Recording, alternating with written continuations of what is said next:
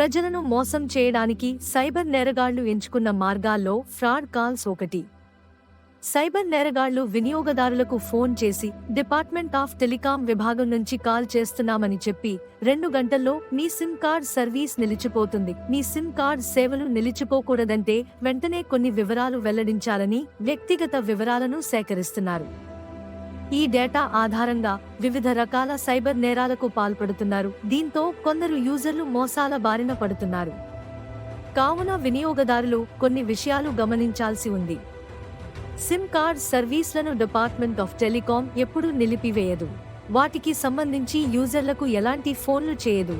ఒకవేళ ఎవరైనా SIM card సేవలు ఆగిపోతాయని మీకు ఫోన్ చేస్తే వెంటనే మీ నెట్వర్క్ ప్రొవైడర్ను సంప్రదించాలి. అలాగే టెలికాం కంపెనీలు ఎట్టి పరిస్థితుల్లో యూజర్ల యొక్క పర్సనల్ విషయాలు అడగవు. ఒకవేళ ఇలాంటి ఫోన్ కాల్స్ వస్తే నేషనల్ సైబర్ క్రైమ్ రిపోర్టింగ్ పోర్టల్కి ఫిర్యాదు చేయాలని, ఇటువంటి మోసాల పట్ల ప్రజలు అప్రమత్తంగా ఉండాలని ఆంధ్రప్రదేశ్ సిఐడి పోలీస్ వారి విజ్ఞప్తి.